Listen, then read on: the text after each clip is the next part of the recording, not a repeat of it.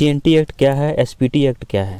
दोस्तों, अगर आपने जीपीएससी का एग्जाम दिया होगा तो ये सीएनटी एक्ट और एसपीटी एक्ट जैसे शब्दों का सामना आपको जरूर करना पड़ा होगा। तो आइए जानते हैं आखिर एसपीटी एक्ट और सीएनटी एक्ट क्या है और कब इसे लगाया गया, साथ ही साथ कब कब इसे सरकारें बदलने की कोशिश की है। तो आइए पूरा वीडियो को में देखते हैं। हेलो दोस्तों, दिस इज राजकिशोर पटेल, आप देख रहे हैं अमेजिंग राजकिशोर पटेल। तो दोस्तों, सबसे पहले जानते हैं एसपीटी एक्ट क्या है। क्या SPT act Santhal Pargana tendency act, यानी संथाल परगना के लिए विशेष रूप से यह 1949 में यह बनाया गया था, जबकि झारखंड के लिए 1908 में सीएनटी एक्ट का निर्माण हुआ था। दोस्तों, एसपीटी एक्ट के बारे में पहले डिटेल जानने की कोशिश करते हैं। एसपीटी एक्ट के तहत संथाल परगना में कोई बाहरी व्यक्ति जमीन की खरीद फरोख्त नहीं कर सकता। यहाँ तक कि जो जमीन खेती के लिए है उस पर कोई व्यवसायिक या अन्य गतिविधि नहीं हो सकती।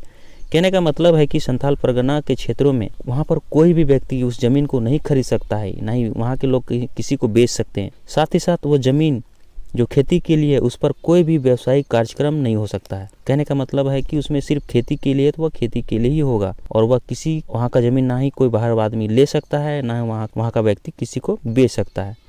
यहाँ तक कि कहा गया है कि भूस्वामी भी ऐसा नहीं कर सकता है और ना ही वह उसे किराए पर किसी को दे सकता है और ना ही उसे गिरवी में रख सकता है। तो कुल मिलाकर उस जमीन में पूरी तरह से प्रतिबद्ध है कि वहाँ की जिसकी जमीन है वह उसके ही नाम से ही होगी, ना ही वह किसी को बेच सकता है, ना ही उसमें किराए में रख सकता है। अब अगला जानते हैं सीएनटी एक्ट क्या है। तो दोस्तों, सीएनटी एक्ट के तहत प्रावधान है कि आदिवासी की जमीन उसी राजस्व थाना क्षेत्र में ही आदिवासी के द्वारा ही खरीदी और बेची जा सकती है और गैर आदिवासी सिर्फ अपने जिले में ही जमीन खरीद सकता है। तो इसमें कुछ अलग से प्रावधान रखे गए हैं, जिसमें से कहा गया है जिस आदिवासी की वह जमीन है उस थाना क्षेत्र में है वह उसी के थाना क्षेत्र के अंतर्गत ही उस जमीन को बेच या खरीद सकता है। साथ ही साथ अगर गैर आदिवासी है तो वह उसी इलाके उसी जिले में ही उस जमीन को खरीद सकता है। दोस्तों, जिस समय यह कानून व्यवस्था बनाई गई थी उस समय राजस्व थाने हुआ करते थे, यानी कि उनका दायरा कहें तो या फैलाव कहें तो बहुत बड़ा हुआ करता था। जैसे लोहरदगा राजस्व थानों के तहत रांची सहित कई जिले आते थे। आपको याद रखने की जरूरत है कि रांची उस समय अकेला जिला नहीं था, वह लोहरदगा राजस्व के अंतर्गत आता था। जानकारों के अनुसार इन कानूनों में सार्वजनिक हित के लिए कुछ जरूरतों के लिए भूमि अधिग्रहण हो सकता है, यानी राजहित के लिए भूमि का प्रयोग किया जा सकता है। अगर 5 साल तक उस भूमि पर जिसके लिए भूमि ली गई है उसे संबंधित कोई निर्माण या कार्य नहीं हुआ तो उसे भूस्वामी को लौटा दिया जाता है। मतलब अगर वहाँ पर 5 सालों तक उस जमीन का प्रयोग सरकार नहीं किसी काम में कर पाती है तो 5 सालों बाद उस जमीन को फिर से वापस लौटा दिया जाता है। लेकिन आज के दौर में कुछ प्रॉब्लम्स आई हैं, सरकारें बहुत जगह ज़मीनों को ली है लेकिन 5 सालों तक उसमें कार्य नहीं हुआ है, फिर भी वो ज़मीन को नहीं लौटाई है। ऐसा ही लोगों के माध्यम से सुना जा रहा है।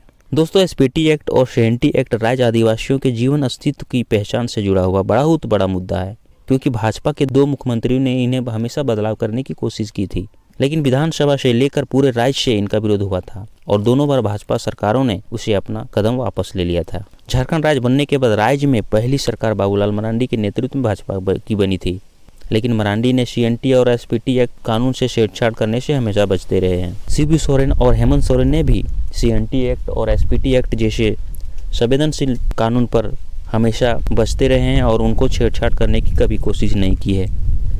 जबकि राज्य के बहुत बड़ा जो उद्योगपति और व्यापारी लोग हैं वो बराबर कानून को बदलने की मांग करते रहे हैं। उनका कहना है कि इस कानून की वजह से राज्य में विकास की धारा रुकी हुई है। उद्योग धंधे और व्यावसायिक गतिविधियां के लिए राज्य में जमीन ही नहीं मिल पाती है। हालांकि अर्जुन मुंडा आदिवासी समाज से आते हैं और उन्होंने अपने कार्यकाल में इसी से संबंधित एक विधेयक लेके आए थे, जिसमें से सत्ता और विपक्ष में काफी विरोधाभास आवाजें आई थी और इसे आदिवासियों के मूल अधिकारों और अस्तित्व के लिए खतरा बताते हुए राज्य भर में विरोध प्रदर्शन भी हुआ था। बाद में मुंडा सरकार को अपने कदम वापस खींचने पड़े थे। 2014 में रघुवर सरकार ने भी इन कानून में बदलाव करने की पहल की थी, लेकिन उन्हें सदन के भीतर और बाहर भारी विरोध का सामना करना पड़ा था। दोस्तों, सीएनटी एक्ट और एसपीटी एक्ट विधानसभा चुनाव में एक बहुत बड़ा मुद्दा है, जहां बीजेपी इन्हें विकास का रोड़ा बताते हुए शहरी क्षेत्रों को दायरे से बाहर करने की बात करती है, जबकि जेएमएम इसे आदिवासियों के अस्तित्व से जोड़कर इसमें किसी तरह का बदलाव करने के हमेशा खिलाफ में रही है। वैसे इस संवेदनशील कानून को सरकारें तोड़ने की हमेशा कोशिश करने लगी है और 2021 में लैंड पूल बिल लेकर आई है और शहर के आसपास के जमीन को सरकार उपयोग में लाने की कोशिश करने लगी है। आपको क्या लगता है, क्या यह कानून सच में झारखंड विकास में रुकावट है? क्या सच में इन कानूनों को बदलकर सरकार को एक नया कदम उठाना चाहिए या यह आदिवासियों का अस्तित्व है? आप कमेंट सेक्शन में जरूर बताइएगा। नमस्कार, जय हिंद, जय भारत, जय झारखंड।